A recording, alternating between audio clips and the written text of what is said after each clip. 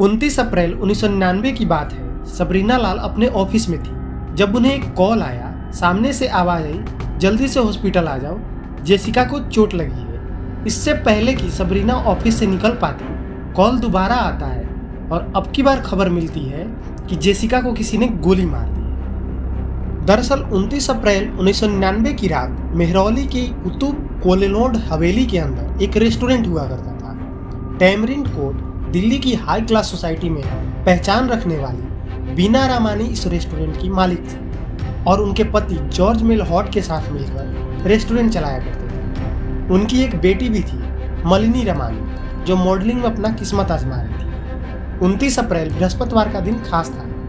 बीना के पति George Canada जा रहे थे और इसी के चलते रेस्टोरेंट में एक फेयरवेल पार्टी रखी गई थी। चूँकि पार्टी में हाई क्लास लोगों को बुलाया गया था, इसलिए वेंटरिंग के लिए भी खास व्यवस्था की। मलिनी ने अपने दोस्त जेसिका लाल को इस पार्टी में बार टेंडिंग करने का ऑफर पेश किया और जेसिका खुशी खुशी राजी भी हुई। रात के 12 बजे जब पार्टी खत्म होने की ओर थी, टैमरिंड कोर्ट में एक शख्स दाखिल होता है अपने 3 दोस्तों के साथ। इस शख्स का नाम था सिद्धार्थ वशिष्ठ उर्फ मनु शर्मा।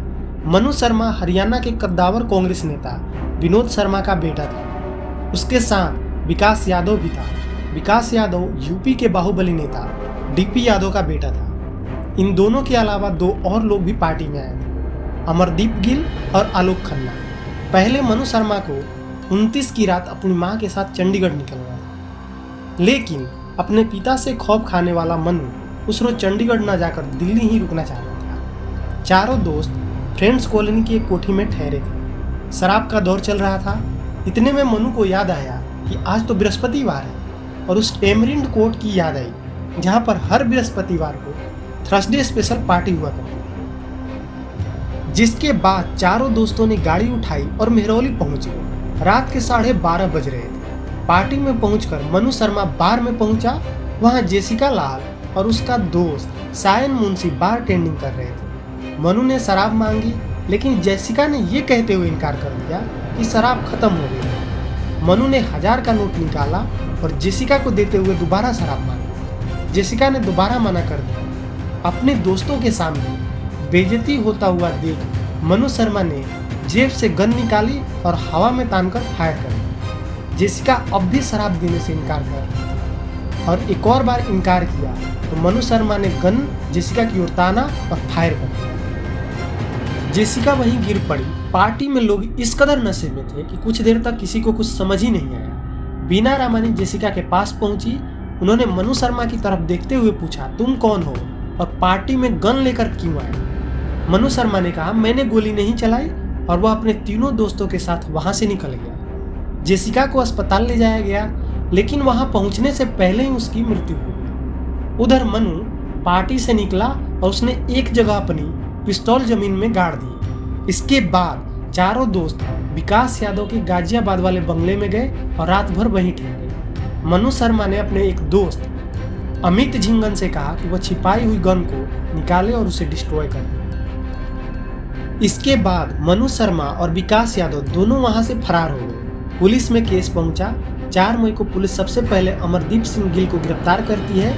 इसके बाद 8 मई को बीना रामानी और उनके पति को भी गिरफ्तार कर लिया जाता है। बीना रामानी के ऊपर इल्जाम था कि वो बिना लाइसेंस के पार्टी में शराब सर्व कर रही थी और जिस पार्टी को वो प्राइवेट पार्टी बता रही थी वो असल में एक बहाना था। पार्टी में कोई भी आ सकता था। शर्त सिर्फ इतनी थी कि वह दिल्ली की हाई क्लास सोसाइटी से ताल्लुक रखता है। बीना रामानी के ऊपर एक इल्जाम यह भी था कि उन्होंने जेसिका के खून के निशान साफ करवा दिए थे, जिसके चलते उन पर सबूत नष्ट करने के आरोप लगा। इसके बावजूद बीना और उसके पति को इस मामले में जमानत मिल गई। पिस्तौल को नष्ट करने वाला अमित झिंगन भी पुलिस के हत्थे लग चुका था, लेकिन अभी भी मुख्य आरोपी पुलिस के पहुंच से बाहर थे। 29 मई की तारीख थी जब विकास यादव दिल्ली पुलिस के पास पहुंचा।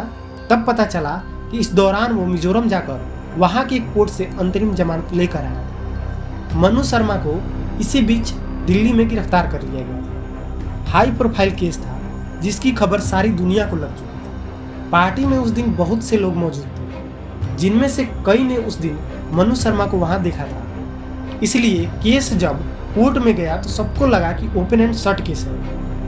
3 अगस्त को पुलिस इस मामले में अपनी चार्जशीट दाखिल की। 6 साल मुकदमा चलने के बाद 21 फरवरी 2006 को इस केस में अदालत का फैसला आता है। सभी लोगों को रिहा कर दिया जाता है। अगले दिन अखबारों में खबर छपती है कि no one killed Jessica. Open and shut case होने के बावजूद कोर्ट ने आरोपियों को रिहा कर दिया। इसका कारण था पुलिस, सत्ता और पैसों की गठजोड़। मनु शर्मा की गिरफ्तारी कुछ रोज बाद विनोद शर्मा जेसिका की बहन सबरीना के घर पहुंचे और उन्होंने एक गुलदस्ता देते हुए संतावना जाहिर कर दी। लेकिन पर्दे के पीछे एक अलग ही खेल चल रहा था। उस दिन रेस्टोरेंट में 100 के आसपास लोग थे। इनमें से कई ने शुरुआती बयान में मनु शर्मा का नाम भी लिया, लेकिन जब मामला कोर्ट में पहुंचा तो एक के बाद एक गवाह मुकरते गए। सबरीना बताती है कि खुद बीना रामानी ने उनसे कहा था कि ये रसूख वाले लोग हैं, इनसे पंगा मत लो। 3 मई 2001 को इस मामले में सबसे महत्वपूर्ण गवाही हुई सियान मुंशी। ये वही सियान मुंशी है जो उस दिन जेसिका के साथ ड्रिंक सर्व कर रहे थे। मुंशी ने पुलिस को दिए लिखित बयान में साफ साफ बताया था कि मनु शर्मा ने ही जेसिका को गोली मारी है। लेकिन जब कोर्ट में बयान देने की बारी आई तो उसने एक नई कहानी सुनाई। उसने बताया कि उस दिन रेस्टोरेंट में 2 गनों से गोली चली थी। पहली बार मनु शर्मा ने छत की तरफ बंदूक उठाकर गोली चलाई थी और दूसरी गोली चलाने वाला शख्स कोई और था और उस गोली चलाने वाले से ही जेसिका की मृत्यु हुई थी। इतना ही नहीं, उसने गोली चलाने वाले दूसरे आदमी का हुलिया भी बताया। जब पुलिस को दिए लिखित बयान के बारे में पूछा गया तो उसने बता दिया कि उसे तो हिंदी लिखना ही नहीं आता। उसने कहा कि लिखित बयान पुलिस ने बनाया था और उससे हस्ताक्षर करवा लिए। पुलिस को भी जुर्म का हथियार नहीं मिल पाया, कोई गवाह भी नहीं था। ऐसे में एकमात्र सबूत जो बचा था वे थे गोली के खोखे जो उस दिन रेस्टोरेंट से बरामद हुए थे। फोरेंसिक टेस्टिंग में सामने आया कि दोनों खोखे अलग अलग बंदूक के थे। कोर्ट के पास इन लोगों को रिहा करने के अलावा कोई और चारा नहीं था। कोर्ट ने अपने फैसले में इस बात का भी जिक्र किया कि कैसे पुलिस इस मामले में मुजरिम को बचाने की कोशिश कर रही है। तब दिल्ली पुलिस कमिश्नर को मीडिया में इस बात की सफाई भी देनी पड़ी थी। लेकिन इतने से कुछ न होता। भारत में हर कोई जानता था कि बड़े बाप का बेटा होने का मतलब आपको चालान देने की जरूरत नहीं और भी कई नियम कानून आपके लिए लागू नहीं होते। लेकिन सरेआम हत्या कर बच निकलना है ना, इस बात ने लोगों के अंदर भरे गुस्से को और भड़का दिया। सारे देश विदेश में प्रदर्शन हुए, कैंडल मार्च निकाले गए। इस बीच सबरीना की मां कैंसर से मर चुकी थी और उनके पिता को 4 बार ब्रेन स्ट्रोक आ चुका था। कुछ वक्त बाद उसके पिता की भी मृत्यु हुई।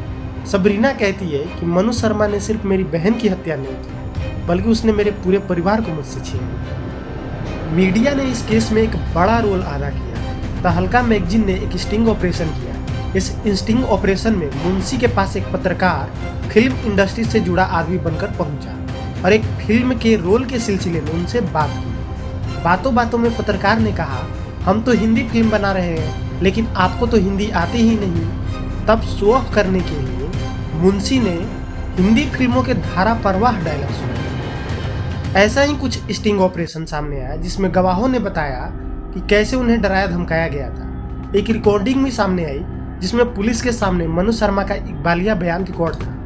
अंत में पब्लिक प्रेशर में इस केस की दोबारा जांच शुरू हुई। हाई कोर्ट ने लगातार 25 दिनों तक इस केस की सुनवाई की। इसके बाद लोअर कोर्ट के फैसले को बदलते हुए मनु शर्मा को आजीवन कारावास और विकास यादव को 4 साल की कारावास की सजा सुनाई गई। पूरी जांच में यह भी सामने आया कि फोरेंसिक लैब से भी गलत रिपोर्ट बनाई गई थी और कोर्ट ने यह भी माना कि मुंशी ने कोर्ट में झूठ बोला और उस पर झूठ बोलने का मुकदमा चलाया गया। 2010 में सुप्रीम कोर्ट ने मनु शर्मा की आजीवन कारावास की सजा बरकरार रखी। विकास यादव को सिर्फ 4 साल की सजा मिली, लेकिन जेसिका लाल केस में जमानत पर बाहर होने के दौरान उसने एक और हत्या किया, नीतीश कटरा की। नीतीश कटरा विकास यादव की बहन भारती यादव से प्यार करते थे। इसी वजह से लेकर विकास यादव ने नीतीश कटरा की हत्या की, जिसकी पूरी कहानी हमने एक अलग वीडियो में बनाई है, नीतीश कटरा हत्याकांड। लिंक डिस्क्रिप्शन में है, आप देख सकते हैं।